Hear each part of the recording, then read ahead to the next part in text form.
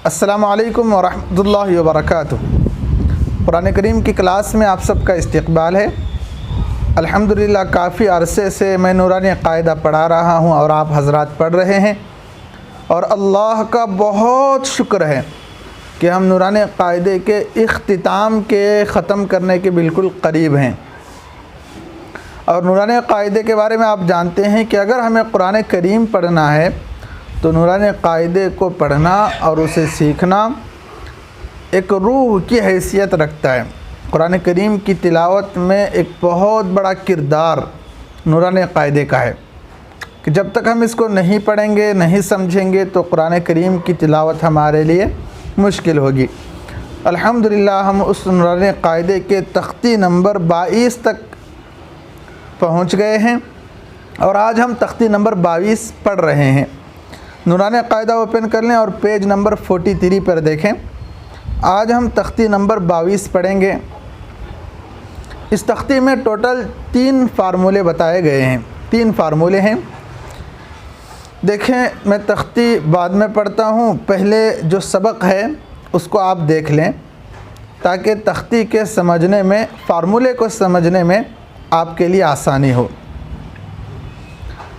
तो पहली लाइन देखें, इलैकुम मुरसलून, इलैकुम मुरसलून, हमज़ा ज़ेर ई, लाम या ज़बर लई, इलै काफ मीम पेश कुम, इलैकुम, मीम रा पेश मुर, इलैकुम मुर, सीन ज़बर सा, इलैकुम मुरस, लाम वा पेश लू, इलैकुम मुरसलू, नून ज़बर ना, इलैकुम मुरसलून। आगे आयत, यानी इस तरह हम पढ़ेंगे कि गोल दायरे को आयत कहते हैं, आपने पढ़ लिया है। आगे आयत, तो अब आयत पर रुकना है तो कैसे रुकेंगे? नहीं कहेंगे, बल्कि इलैकुम मुरसलून, इलैकुम मुरसलून। आज की क्लास का जो हमारा पॉइंट है वो है कुम्मुर में जो मीम है, आप यहाँ पर गौर करें। इलैकुम कुम, मैं क्या कर रहा हूँ? इदगाम कर रहा हूँ, यानी नाक में आवाज़ को छुपा रहा हूँ। इसे गुन्ना भी कहते हैं। एक कोई नई चीज़ तो नहीं है, आप पीछे पढ़ चुके। नून पर और मीम पर अगर तशदीद आए तो गुन्ना होगा, जैसे इन, इन, मीम पर तशदीद की मिसाल अमन, अमन, अमन, तो गुन्ना कहते हैं नाक में आवाज़ के छुपाने को।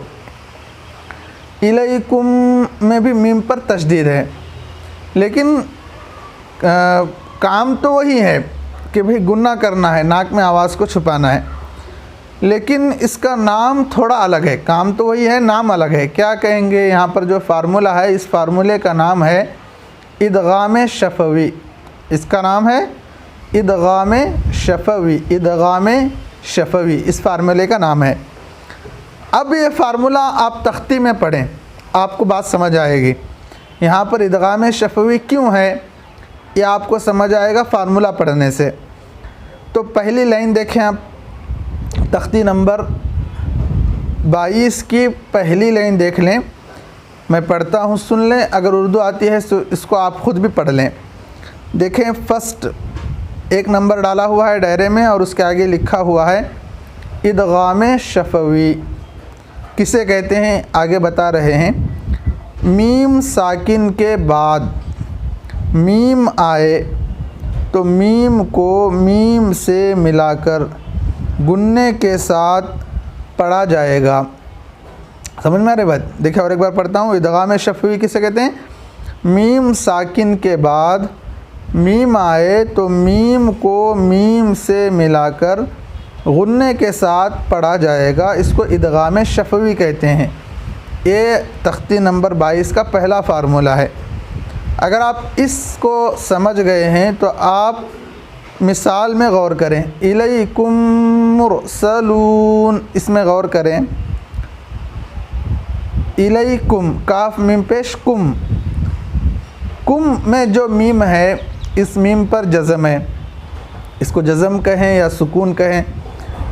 इस दाल, छोटी सी दाल की जो शक्ल है, इसका नाम जज़म भी है और इसका नाम सुकून भी है। और पीछे की क्लासों में आपको बताया गया, जिस हरफ पर भी ये जज़म या सुकून आए उस हरफ को साकिन कहते हैं। बा पर आ रहा है तो बा साकिन, मीम पर आ रहा है तो मीम साकिन।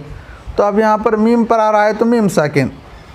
कायदे में आपको बताया गया कि मीम साकिन के बाद अगर मीम आए तो मीम को मीम से मिलाकर गुन्ने के साथ पढ़ेंगे। तो यहाँ पर भी देखें, इलैकुम में मीम है और उसके ऊपर सुकून है, तो ये मीम साकिन है। इसके बाद फिर मीम आ रहा है, तो अब क्या करेंगे, मीम को मीम से मिलाएंगे। इलैकुम, काफ मीम पेश, कुम मीम रा पेश, मुर, इलैकुम मुर। तो मीम को मीम से मिलाना भी है और गुन्ना भी करना है, नाक में आवाज़ को छुपाना है। इलैकुम मुर, इलैकुम मुर, इलैकुम मुरसलून, इलैकुम मुरसलून, इलैकुम मुरसलून। तो कुम में गुन्ना हो रहा है। तो ये आज का पहला फार्मूला है कि मीम साकिन के बाद मीम आए तो मीम को मीम से मिलाकर गुन्ने के साथ पढ़ेंगे। आगे की मिसाल भी आप देखें, लहुम मा यशाऊन। तो इसके हिज्जे देख लें, लाम ज़बर ला, हा मीम पेश, हुम, लहुम मीम अलिफ ज़बर मा, लहुम मा, या ज़बरिया, शीन अलिफ मद ज़बर शा, लहुम मा यशा, हमज़ा वाव पेश ऊ, लहुम मा यशाऊ, नून ज़बर ना, लहुम मा यशाऊन।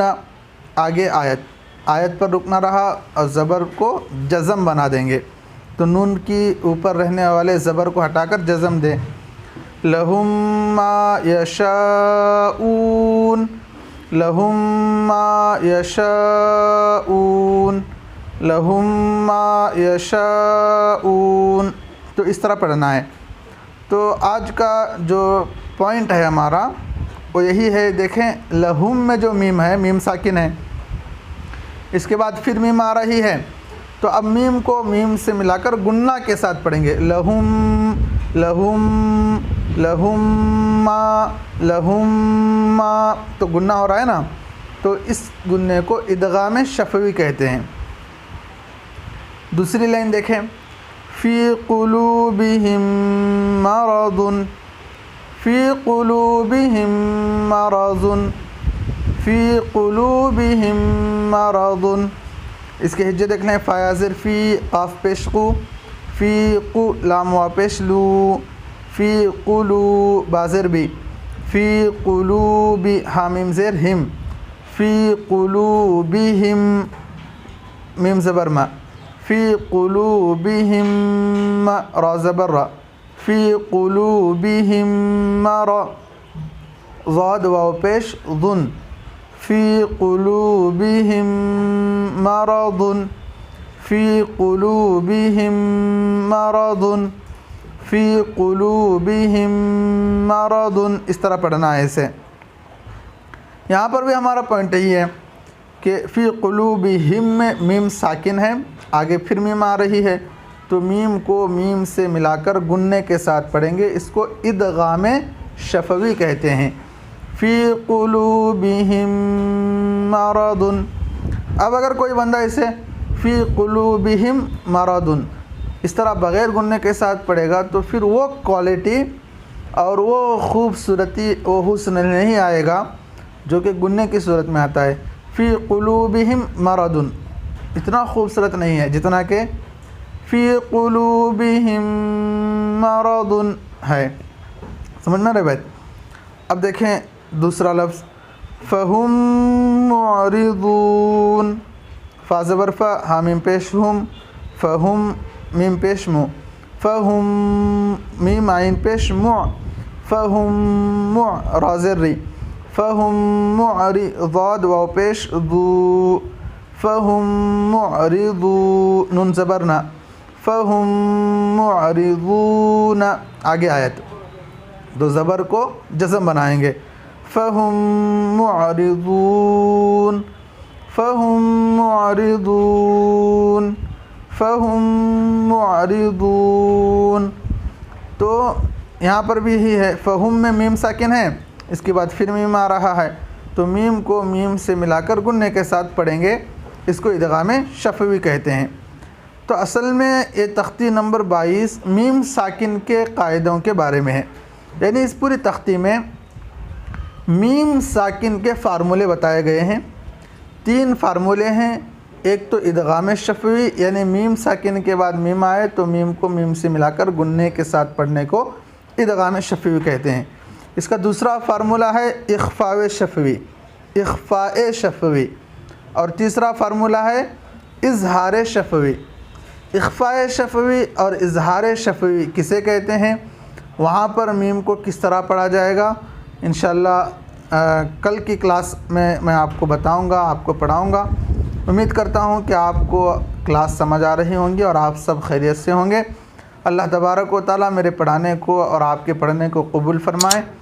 इस क्लिप को ज़रूर शेयर भी कीजिए, और अगर आपको कुछ समझ नहीं आ रही है बात तो ज़रूर कमेंट में पूछ सकते हैं। अस्सलामु अलैकुम व रहमतुल्लाहि व बरकातुहू।